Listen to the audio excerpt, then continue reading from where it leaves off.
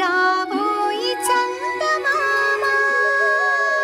మీ మీద జాలి కరుణ నిండిపోయి నేనలా ఆ రోజు ఆ ఎవిడెన్స్ ఇవ్వలేదు. దానికి గల కారణం ఒకే ఒక్కటి, మీ అత్తయ్య గారు నాకిచ్చిన మాట.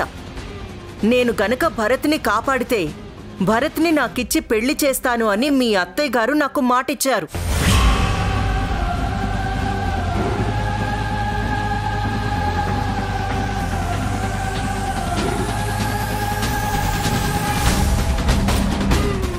ఆవిడిచ్చిన మాట ప్రకారం నిన్ను భరత్ని వేరు చేసి భరత్ తోటి నాకు పెళ్లి చేస్తాను అని చెప్పింది. దానికోసం ఆవిడ తన ప్రయత్నాలు మొదలుపెట్టింది. అందుకే ఆ రోజు నిన్ను బయటికి పంపించి వ్రతం పీటల మీద నన్ను కూర్చోబెట్టాలని చూసింది. నిన్ను కాదని నన్ను తీసుకుని బయటికి వెళ్ళమని భరత్కి చెప్పింది.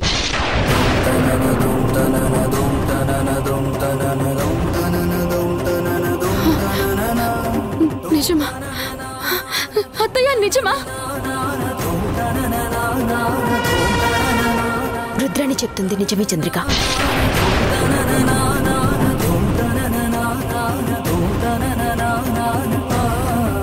నాకు ఈ విషయాలు ముందే తెలుసు. కాకపోతే మీ అత్తయ్య గారు నోరు విప్పకుండా నేనేమీ చెప్పలేను. అందుకే నేను ఇన్ని రోజులు నోరు మూసుకున్నాను. ఆవిడ పాపం మిమ్మల్ని విడదీయడానికి చాలా ప్రయత్నాలు చేసింది. కానీ మీ మీదున్న ప్రేమతోటి మనసు రాలేదు.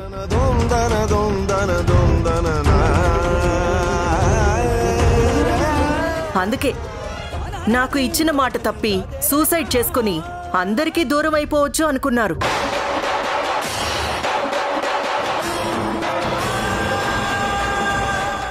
ఏంటత్తయ్యా, నాకు అన్యాయం చేయాలనుకుంటున్నారా? మీరిచ్చిన మాట తప్పించుకోవడం కోసం మీరు ప్రాణత్యాగం చేయాలి అనుకుంటున్నారా? కానీ నేను మిమ్మల్ని ఎలా వదులుతాను అనుకున్నారు? That's impossible. మిమ్మల్ని అనుక్షణం నేను కాపలా కాస్తూనే ఉంటాను. నేను అనుకున్నది నెరవేరేంత వరకు మిమ్మల్ని నేను వదిలిపెట్టేదే లేదు.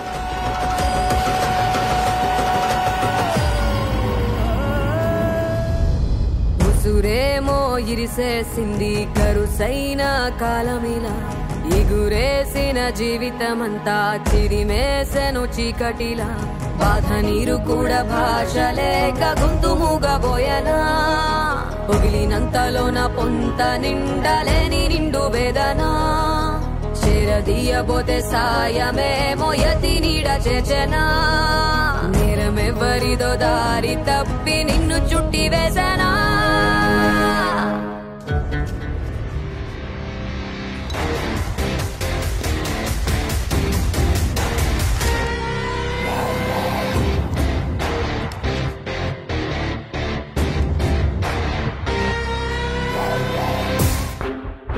మేడం, మీకు అసలు ఇది న్యాయంగా ఉందా మేడం?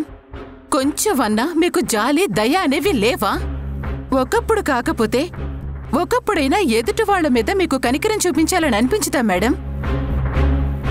ఏంటి నీరజా, ఇవాళేదో కొంచెం ఎక్కువ డైలాగులు మాట్లాడుతున్నట్టున్నావు. ఇప్పుడు కూడా మాట్లాడకపోతే ఇంకెలా మేడం? కళ్ల ముందు మీ వల్ల ఇంతమంది బాధపడుతుంటే ఇంకా మీలో మార్పు రాకపోతే నేను ఇప్పుడు కూడా మాట్లాడకపోతే ఇంకెలా మేడం? ఏం మాట్లాడతావు? అసలు కొంచెమైనా మానవత్వం ఉండాలి మేడం. అది లేకపోతే మనిషికి జంతువుకి పెద్ద తేడా ఏముండదు.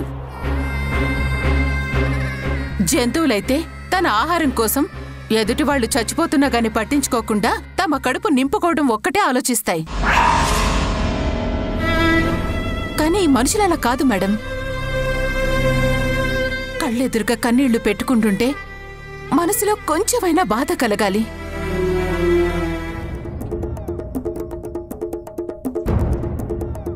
నువ్వు కూడా లాయర్వే కదా, నీకు మాత్రం ఏది న్యాయమో ఏది అన్యాయమో తెలీదా? నాకు తెలుసు కాబట్టే నాకు తెలిసిన న్యాయం నేను చెప్తున్నాను వైశాలి. నేను భరత్ గారు విడిపోవడమే కరెక్ట్.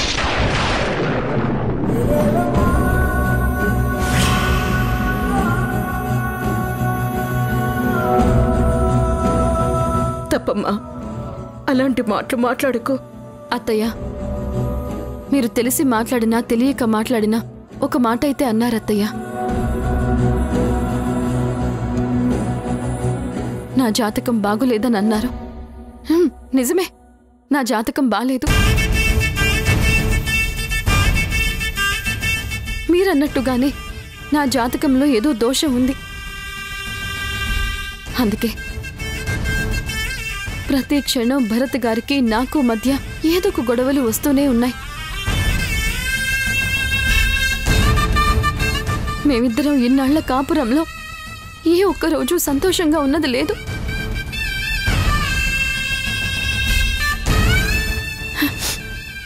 ఇప్పుడు ఆలోచిస్తుంటే నాకే అర్థమవుతోంది అత్తయ్య, నా జాతకంలో నిజంగానే దోషం ఉంది.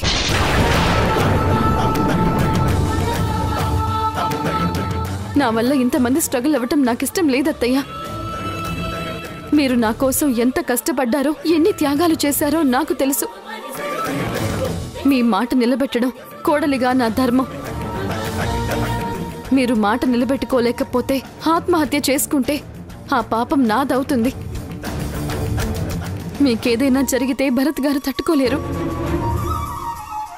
భరత్ గారికి ఈ విషయాలేమీ చెప్పాల్సిన అవసరం లేదు. నేను మాటిస్తున్నానత్తయ్య, రుద్రానికి భరత్ గారికి పెళ్లి జరుగుతుంది. పెళ్లి జరిపిస్తాను. మీరు రుద్రానికిచ్చిన మాటని నేను నిలబెడతాను.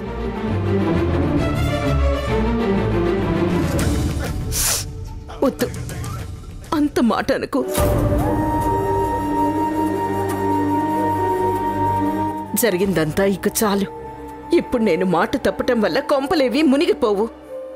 మిమ్మల్ని విడతీస్తే ఆ భగవంతుడు కూడా నన్ను క్షమించడమ్మా. లేదత్తయ్య, మీరిచ్చిన మాట నిలబెట్టుకోవడం కోసం మీరెంత స్ట్రగుల్ అవుతున్నారో నాకు తెలుసు. రుద్రానికిచ్చిన మాటని నిలబెట్టుకోలేకపోయానే అని ఆ బాధ మీరు సూసైడ్ అటెంప్ట్ చేసిన రోజే మీ మానసిక స్థితి ఏంటో నాకు అర్థమైంది. ఈ ఇంటి కోడలిగా మీ మాట నిలబెట్టాల్సిన బాధ్యత నాకు కూడా ఉందత్తయ్యా. నేను చెప్తున్నానత్తయ్య, మీరు ప్రశాంతంగా ఉండండి. రుద్రానికి భరత్కి పెళ్లి చేసి మీ మాట నిలబెట్టే బాధ్యత నాది.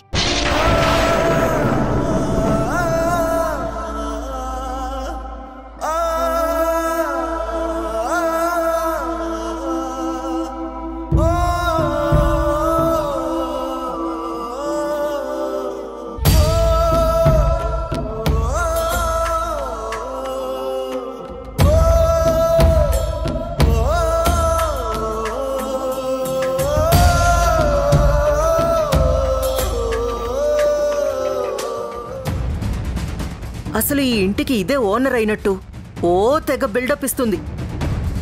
నా దగ్గర పని మనిషిలా పడుంటుంది అని అనుకుంటే ఏకంగా నాకే సలహాలిస్తుంది. చెప్తా దీని సంగతి. రుద్రాణి,